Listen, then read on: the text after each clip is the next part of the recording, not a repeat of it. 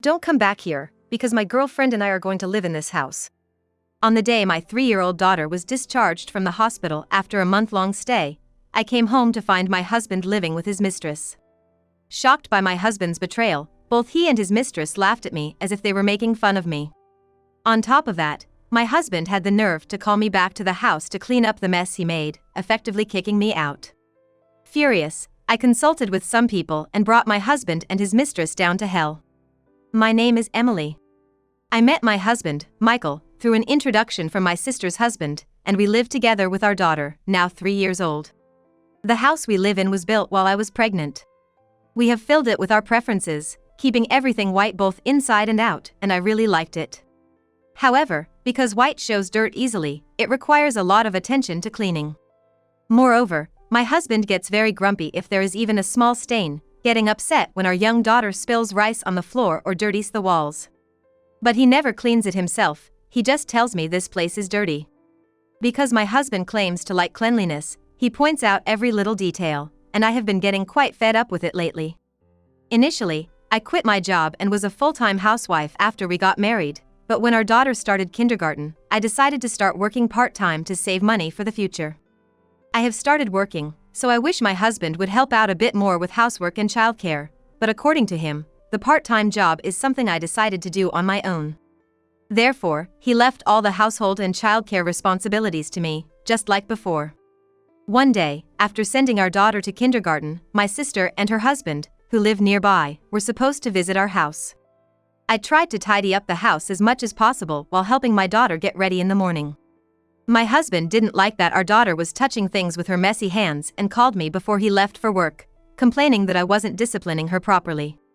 Even though he used to adore our daughter when she was just born, lately he has been looking at her as if she is something dirty.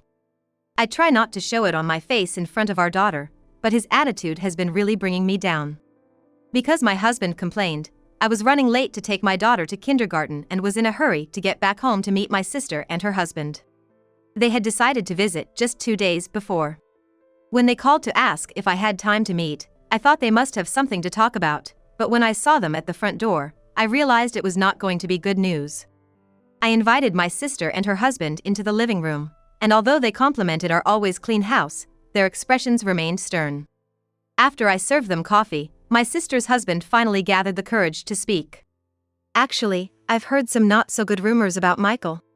What he said next was unbelievable. Apparently, my husband was having an affair with a coworker.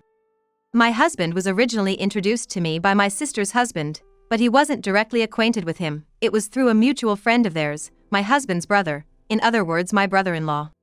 My brother-in-law's friend works at the same company as my husband, and he had heard some bad rumors from a colleague. One of the colleagues said that a female coworker had been going around saying she has a boyfriend in the company, and it seemed like she was talking about my husband. Just as my brother-in-law's friend was trying to discreetly find out if the rumors were true, he accidentally stumbled upon my husband and the woman together. They weren't even trying to hide it, openly flirting in the company. His friend was shocked, took a photo of them and reported it to my brother-in-law. Then my brother-in-law told my sister's husband with the photos. Even though my sister's husband initially couldn't believe it, he had to accept it as the truth when he saw the photo evidence. He even has the photos with him, but I chose not to look at them. My sister and her husband apologized to me, saying they were sorry for introducing me to a man who would cheat.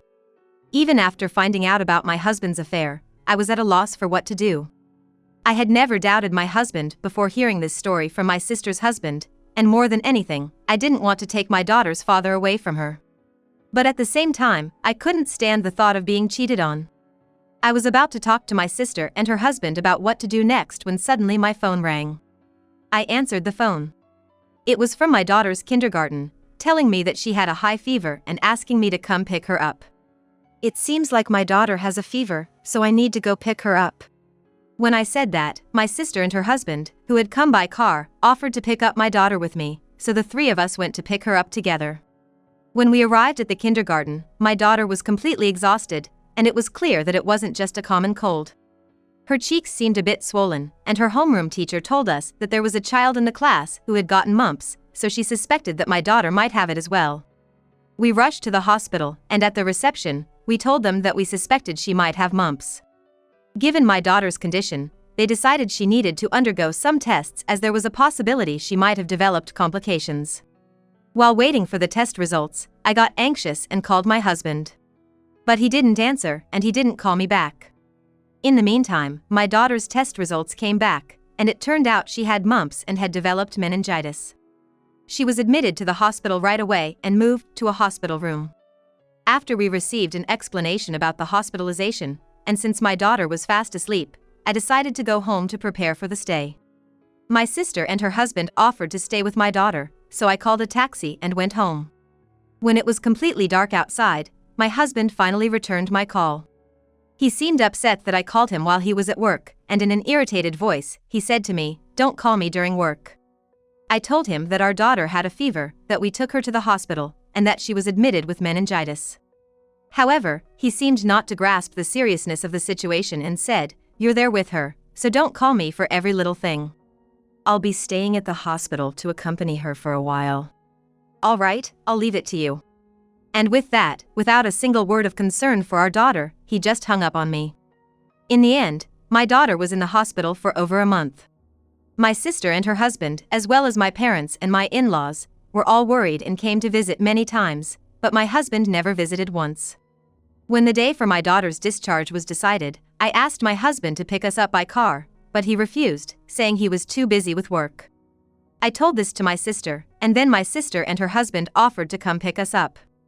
On the day of my daughter's discharge, my sister's husband drove us, and I went home with my daughter, who was completely back to normal after a long while.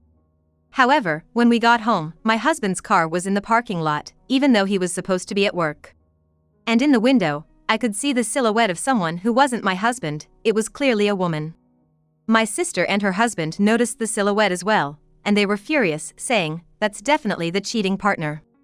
I held them back from storming in and, leaving my daughter who had fallen asleep in the car with them, I went inside alone. When I got to the living room, there was a woman right next to my husband, just as I had seen from the window. When my husband noticed I was back, he hastily put some distance between him and the woman, but I had already seen everything. "Hey, I'm back. Who's this?" I asked my husband. Instead of answering, my husband stepped in front of the woman as if to hide her from me. Ignoring my question, he asked me, "Why are you here?"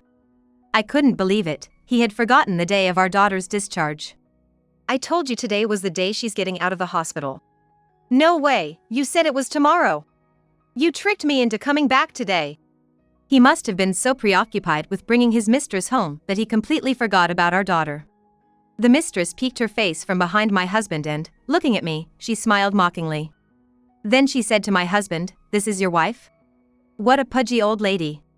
Hearing that, my husband also changed his attitude and said, "I know, right? Look, I think you can tell, but I've got a young and cute girlfriend now. We've decided to live here together, so you should not come back." My husband said that, and put his arm around the cheating partner's shoulders as if to guess. I remembered when my sister's husband told me about the affair, I hesitated to divorce him. However, after seeing his behavior during our daughter's hospitalization, any love I had for him had completely disappeared. He never visited our daughter in the hospital, not even once, and he expected me to do all the house chores as usual. I had taken time off from my part-time job and was exhausted from going back and forth between the hospital and home. Instead of caring for me, he was taking advantage of my absence to spend time with his mistress in our house. I was being forced to clean up after my husband and his mistress. "Don't come back home," he had the audacity to say that, but I didn't have the energy to argue anymore. So, I quickly packed my things and went back to the car where my sister and her husband were waiting. My husband and his mistress were laughing as they watched me leave. Back in the car, I told my sister and her husband what my husband had said. They were about to storm out of the car, but I stopped them. I didn't want my daughter to see her father like that, so I asked my sister and her husband to take us to my parents' house. Afterwards, I stayed at my parents' house where my sister and her husband live. Both my parents and my sister's family welcomed my daughter and me warmly. My daughter didn't say she wanted to go back to our house, and she gradually got better while recuperating at my parents' house. My husband, starting from around the time my daughter began to crawl, was concerned only about getting dirty and didn't even hold her, so his affection for our daughter was only for a brief moment. She probably hardly has any memories of being fondly cared for by her father. She never said she wanted to meet her father or that she was feeling lonely. I didn't have the energy to talk things out when we went back to our house, so I just left, but I couldn't let things with my husband go on like this. Since my daughter had recovered enough to possibly go back to kindergarten, I finally started to think about what to do about my husband. One day, I received a call from my husband. While wondering what he would say, I answered the phone, and he told me, "The house is dirty, come back and clean it." Even though he should be living in that house with his affair partner, it seemed like she was also a person who doesn't do housework, just like him. Well, my sister had told me she was young, so she might not have lived alone before and probably left all the housework to her family. It was my husband who told me not to come back, but now he's telling me to come back just to clean, which is an incredibly selfish thing to say. I declined my husband's request in amazement. "You should clean your own house. Or maybe that girl you're having an affair with can do it." I said that and hung up the phone. My husband called several times after that, but I ignored him and didn't answer any more of his calls. He must be fuming on the other end of the line, not knowing what will happen to us from here on. That night, after having my parents put my daughter to bed, I was folding laundry in the living room. Then, I heard some commotion at the front door, so I went to see what it was. When I opened the door, there stood my husband and his affair partner, completely drenched from head to toe in red. Behind them, my sister and her husband, as well as my in-laws, were glaring at them, making sure they couldn't run away. My husband and his affair partner apologized, saying, "We are truly sorry." However, my sister, her husband, and my in-laws didn't accept their apology. What was covering them from head to toe was not blood, but tomato juice. After my husband had called me to clean the house, I immediately told my sister and her husband, as well as my in-laws, about it.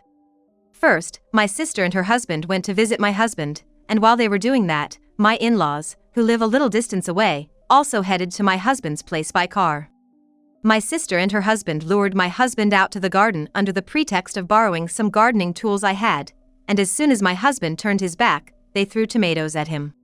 When he turned around in surprise, they also hit his face with tomatoes. These tomatoes were overripe and had become very soft, and they were waste products from a farm owned by a relative of my sister's husband.